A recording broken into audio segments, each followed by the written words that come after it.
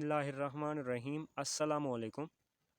आज इस लेक्चर के अंदर अब्स्ट्रैक्ट नाउन के बारे में हम पढ़ेंगे।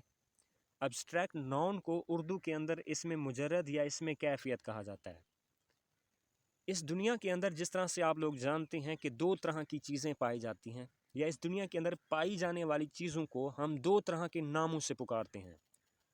कुछ चीज़ें ऐसी होती हैं जिनको हम हवा से खमसा से महसूस कर सकते हैं, और कुछ चीज़ें ऐसी भी हैं जिनको हम हवा से खमसा से महसूस नहीं कर सकते।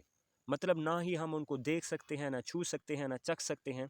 कुछ चीज़ें होती हैं जिनको छू भी सकते हैं, चख भी सकते हैं, महसूस भी कर सकते हैं, मतलब हवा से खमसा से महसूस कर सकते हैं। और कुछ चीज़ें ऐसी होती हैं जिनको हवा से खमसा से महसूस नहीं कर सकते। तो इस दुनिया के अंदर जो चीज़ें हवा से खमसा से महसूस की जा सकती हैं उनको कंक्रीट नाउन कहा जाता है।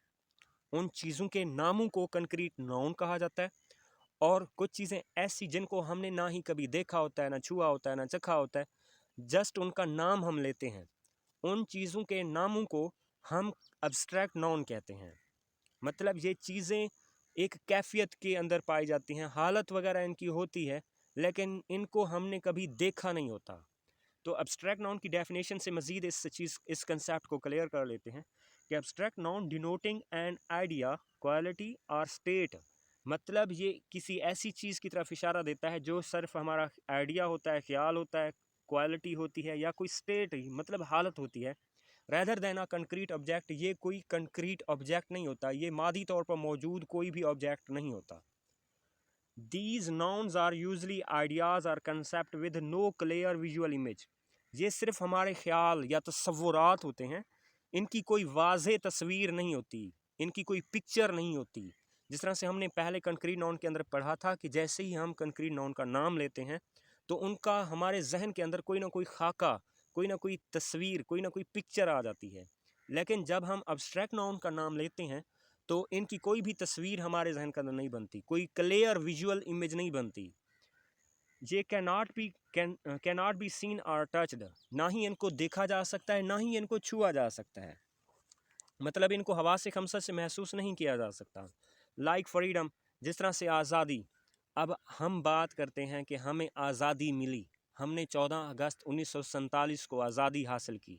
We got freedom from British empire, हमने बरतानिया से या ब्रिटिश एम्पायर से आज़ादी हासिल की। तो क्या थी आज़ादी? क्या थी?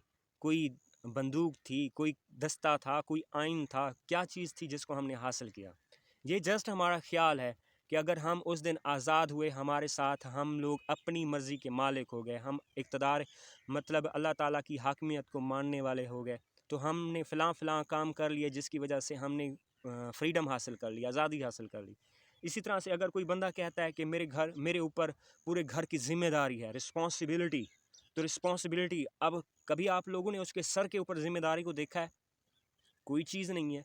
एक कैफ़ियत है, हालत है कि अगर मैंने पूरे घर का ज़िम्मा उठा रखा हुआ है, मैंने घर का सारे काम करने हैं, तो मेरे ऊपर पूरे घर की ज़िम्मेदारी है। मैंने घर के अंदर फ़लाँ सामान मुहैया करना है, फ़लाँ काम करना है, तो ये मेरी ज़िम्मेदारी है। हालाँकि ये चीज़ फ़िज़िकली तौर पर कोई नहीं है कि आपको अब्बा ने मुझे ज़िम्मेदारी दी है घर की। कोई चीज़ होती है अब्बा उठा के आपके हाथ में दे देता है? नहीं, ये जस्ट हमारा ख़्याल होता है कि एक चीज़ मुझे दी गई है, मुझे हुक्म दिया हुआ है, मुझे एक स्टेट है, हालत है, फ़लाँ मुझे काम करना है, जिसको हम ज़िम्मेदारी कहते हैं। इसी तरह से ऑनेस्टी, मिसाल के तौर पर मैं रास्ते के ऊपर जा रहा हूँ और मेरे बैग से या मेरी पॉकेट में से मेरा बटुआ गिर जाता है, और पीछे आने वाला बंदा मुझे आवाज़ देकर कहता है कि भई आप अपना बटुआ उठा लो, तो वो मैं उसको क्या कहूँगा? उसने ईमानदारी ज़ाहिर की है। इसी तरह से अगर आप किसी जगह पर काम कर रहे हो और उसका आपका मालिक आपको नहीं देख रहा, तो आप कहेंगे और आप अपना काम ज़िम्मेदारी से कर रहे हो, तो आप उसको ऑनेस्टी कहेंगे, ईमानदारी कहेंगे। इसी तरह से झूठ ना बोलना, ये भी ईमानदारी है। अब इनकी क्लियर विजुअल इमेज नहीं है। मिसाल के तौर पर हमने ऐसे काम को नाम दिया ईमानदारी का कि अगर किसी और की चीज़ उठाकर उसको वापस दे दो, तो वो ईमानदारी है। मालिक ना देख रहा हो और आप अपना काम अपनी ज़िम्मेदारी से कर रहे हो, तो वो एक ईमानदारी है। इसी तरह से आप झूठ ना बोलो, सच बोल दो, ये भी ईमानदारी है। एक क्लियर विजुअल इमेज नहीं, यहाँ हमने एक कैफियत को नाम दिया हुआ है कि अगर हम फ़लाँ तरह का काम करेंगे या हमारे साथ फ़लाँ तरह का काम हो जाएगा, तो हम उसको क्या कहेंगे, फ़लाँ चीज़, मतलब ईमानदारी कह देंगे, या कोई चीज़ जिस तरह से फ्रीडम कह देंगे, रिस्पॉन्सिबिलिटी, ज़िम्मेदारी वगैरह कह देंगे। इसी तरह से पेन, कभी आप लोगों ने दर्द को देखा है? हम महसूस तो करते हैं कि हमें दर्द है, आँखों का दर्द हो सकता है, दाँत का दर्द हो सकता है, या आपकी उँगली के ऊपर कोई चीज़ लगी तो उसका दर्द हो सकता है। तो दर्द एक तरह की चीज़ नहीं होती। हमने दर्द को कभी नहीं देखा, हमने एक चीज़ को महसूस करते हैं। जो चीज़ हमें महसूस होती है, अगर वो अच्छी है तो हम उसको कोई और चीज़ का नाम लेते हैं, अगर वो बुरी है तो हम उसको दर्द का नाम दे देते हैं। इसी तरह से एंगर, मुझे गुस्सा है। अब गुस्सा, अब वालिद का गुस्सा अलग होता है, वालदा का गुस्सा अलग होता है, उस्ताद का गुस्सा अलग होता है, या किसी रोड के ऊपर आप लोगों ने किसी की कोई चीज़ उठा ली है तो उस बंदे का गुस्सा अलग होगा। तो एक चीज़ को हम लोग गुस्से का नाम नहीं दे सकते, ये अलग तरह के, मतलब ऐसा काम जो किसी को इश्ताल अंगेज़ कर दे, वो चीज़, उस चीज़ को हम गुस्सा कहेंगे। इसी तरह से आप लोगों ने कभी लव को देखा है, कभी मोहब्बत को देखा है? मुझे मोहब्बत हो गई है। क्या हो गई है? कोई चीज़ थी रास्ते के ऊपर पड़ी हुई थी, आपको हो गई, चंबड़ गई, या मतलब कोई बुखार जिस तरह से हो गया, तो ये कोई चीज़ है कि आप लोगों को मतलब मिल गया कहीं से तो आप लोगों को हो गई। तो हम लोगों ने इन चीज़ों को कभी भी नहीं देखा होता। ये जितने भी नाम यहाँ पर दिए गए हैं, इनको हमने कभी भी ज़िंदगी के अंदर नहीं देखा होता। जस्टिस, मुझे इंसाफ मिले, या मैंने अदालतों से, पाकिस्तान की अदालतों से इंसाफ नहीं मिलता। अच्छा, इंसाफ नहीं मिलता तो इंसाफ क्या चीज़ होती है? कोई थैला होता है, कोई चीज़ होती है, कोई पैसे होते हैं, क्या चीज़ होती है जिसको हम इंसाफ का नाम लें? ये कोई चीज़ फिज़िकली तौर पर नहीं होती। हम लोगों का ये कंसेप्ट होता है कि मेरे साथ अगर किसी ने मेरी कोई चीज़ चुराई है तो उसको 6 माह की, या जिस तरह से हमारे पाकिस्तानी कानून के मुताबिक एक सज़ा है, उसको सज़ा मिल जाए तो वो उसको हम कहेंगे कि भाई मुझे इंसाफ मिल गया। अगर उसके साथ वैसा नहीं हुआ तो मुझे इंसाफ नहीं मिला।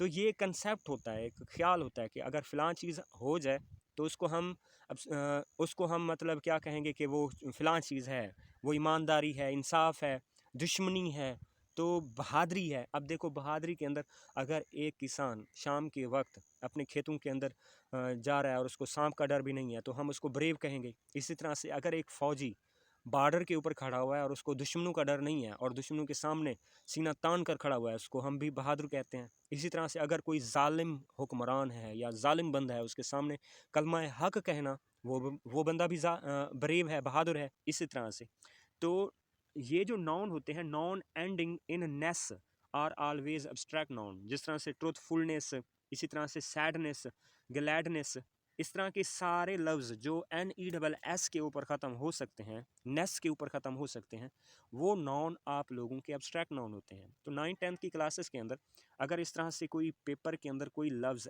NESS के ऊपर ख़त्म हो रहा हो, तो आप लोग जहन के अंदर लाजमी बात रखें कि ये हमारा एब्स्ट्रैक्ट नाउन है। या दूसरी बात यही है कि उस चीज़ को आप लोगों ने जहन के अंदर उसका नाम लेना है और अपनी आंखें बंद करके उसका कोई तस्वीर ढूंढने की कोशिश करनी है। जिस तरह से बुक अगर आप अपनी आंखें बंद करें और बुक का नाम लें तो आपके जहन के सामने कोई ना कोई किताब की तस्वीर आ जाती है। इसी तरह से अगर अगर आप सैडनेस का लफ्ज़ लें, या इसी तरह से सिंसियरिटी या हैप्पीनेस का वर्ड लें, तो इनकी कोई तस्वीर नहीं आती। खुशी, किस तरह से खुशी होती है हमारे लिए, एक एहसास तो आ जाता है कि फ़लाँ एहसास को हम हैप्पीनेस कहते हैं, लेकिन कोई तस्वीर, साफ़ तस्वीर, क्लियर विजुअल, इसमें मुजरद ऐसा नाम है जो किसी कैफियत, ख्याल या खूबी की तरफ इशारा करता है, जैसे खुशी, गमी, खूबसूरती, ख्वाहिश, बहादुरी वगैरह। ये नाम होते हैं जिन्हें ना हम देख सकते हैं, ना छू सकते हैं, ना ही हवा से कमसा से महसूस कर सकते हैं। इनका कोई वजूद मौजूद नहीं होता। मतलब ऐसी चीज़ों के नाम, ऐसे कंसेप्ट के नाम, ऐसे ख्यालों के नाम जो हम नाम तो लेते हैं लेकिन उनका कोई वजूद मौजूद नहीं होता। ये हालत, कैफियत या ख्यालों के नाम होते हैं जिनको सिर्फ दिमाग से ही तसव्वुर किया जा सकता है। मतलब इनका हमारी 5 सेंसेस से कोई ताल्लुक़ नहीं है, ये जस्ट हमारे दिमाग से मुतल्लिक़ होते हैं। ये सिर्फ हमारे दिमाग के अंदर आते हैं कि फ़लाँ तरह की अगर चीज़ है तो वो हमारी बहादुरी है, या बुज़दिली है, या इंसाफ है, या डर है, या खौफ है। हर जहन में इनका अलग ही तस्वुर बनता है। जिस तरह से हम लोगों ने ईमानदारी का पढ़ा या बहादुरी का पढ़ा, हर बंदा अपने अलग हिसाब से उसको अलग तरह से सोचता है कि अगर सिपाही है तो अगर वो काम अपना ईमानदारी से कर रहा है तो वो बहादुर है। एंगर, गुस्सा है तो गुस्से की कोई शक्ल नहीं देखी होती, कार की शक्ल मौजूद होती है, किसी ना किसी शेप के अंदर वो लाजमन होती है, चाहे उसकी कंपनी तब्दील भी हो जाए लेकिन उसकी कोई ना कोई शेप लाजमन मौजूद होती है। ये इसम फ़िक्रे के शुरू में ना हो तो छोटे हरूफ के साथ लिखे जाते हैं। मतलब ये प्रॉपर नॉन की तरह नहीं होते। प्रॉपर नॉन के अंदर पहले भी बताया था कि उनका पहला लफ्ज़ कैपिटल लेटर के साथ लिखा जाता है, ये स्मॉल लेटर के साथ लिखे जा सकते हैं।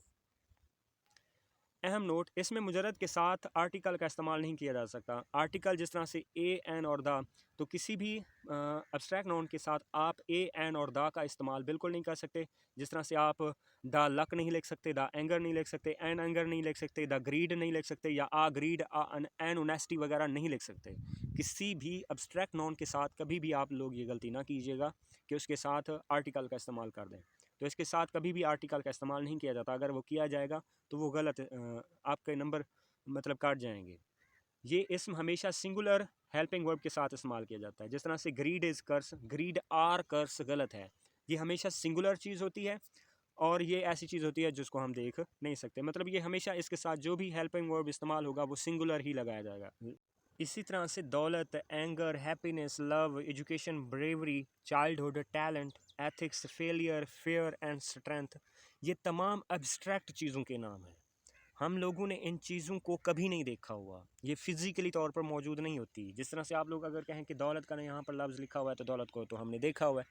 आप लोगों ने अगर देखा हुआ है तो कागज़ के नोट को देखा हुआ होगा या सिक्के के रुपये को देखा हुआ होगा, सोना चांदी वगैरह इनको देखा हुआ है। लेकिन आप लोग एक चीज़ को कभी भी, जिस तरह से वेल्थ, दौलत को आप लोगों ने कभी नहीं देखा। वो जो चीज़ें आप देखते हैं वो कंक्रीट चीज़ें होती हैं। रुपया, सिक्के का रुपया जो भी होता है उनको आप देखते हैं तो वो कंक्रीट चीज़ें हैं। दौलत का कंसेप्ट ये है कि जिस तरह से वो तमाम चीज़ें जो आपको मालदार बनाती हैं, जो आपको अमीर बनाती हैं, वो दौलत होती है। तो ऐसी चीज़ बहुत ज़्यादा चीज़ें हैं जो आपको दौलत बनाती हैं। एजुकेशन भी आप लोगों की तालीम के अंदर, दौलत के अंदर शुमार होती है। जिसके पास तालीम है वो भी दौलतमंद है। तो इस तरह से काफ़ी चीज़ें होती हैं जो एक बंदे को वेल्दी बनाती हैं। इसी तरह से एंगर, हैप्पीनेस, इसी तरह से मिसाल के तौर पर अगर आप लोगों को कोई चीज़ खोई हुई मिल गई तो उसकी खुशी अलग होगी। आप इम्तिहान में पास हो गए तो उसकी खुशी अलग। तो एक अलग तरह की कैफियत जो होगी उसको आप हैप्पीनेस का वर्ड नाम देंगे। इस तरह से एजुकेशन, ब्रेवरी, चाइल्डहुड, टैलेंट वगैरह इनके बारे में हम पहले भी बात कर चुके हैं। तो खौफ को कभी आप लोगों ने नहीं देखा हुआ। मिसाल के तौर पर शाम के वक्त अगर आप अपनी चारपाई से नीचे उतर कर ये खौफ महसूस करते हैं कि मेरे पीछे भूत खड़ा हुआ है, तो वो खौफ है, वो भी एक फेयर के अंदर शुमार होगा। और दूसरा खौफ ये है कि जिस तरह से मिसाल के तौर पर आप लोग बहुत ज़्यादा पढ़ते हैं, इस वजह से पढ़ते हैं कि अगर मैं ना पढ़ा तो मैं फ़ेल हो जाऊँगा, वो भी एक फेयर होता है। तो ये तमाम अशिया एक अब्स्ट्रैक्ट नॉन कहलाती हैं। ये फ़िज़िकली तौर पर मौजूद नहीं होती। ये तमाम ऐसी चीज़ों के नाम होते हैं जिनको हमने ना ही देखा होता है, ना ही चखा होता है, ना ही छुआ होता है, ना ही महसूस किया होता है, ना ही हवास खमसा से हम उनको परसीव कर सकते हैं। आई होप कि आप लोगों को ये लेक्चर समझ आ गया होगा। मिलते हैं नेक्स्ट लेक्चर के अंदर, तब तक खुदा हाफिज़।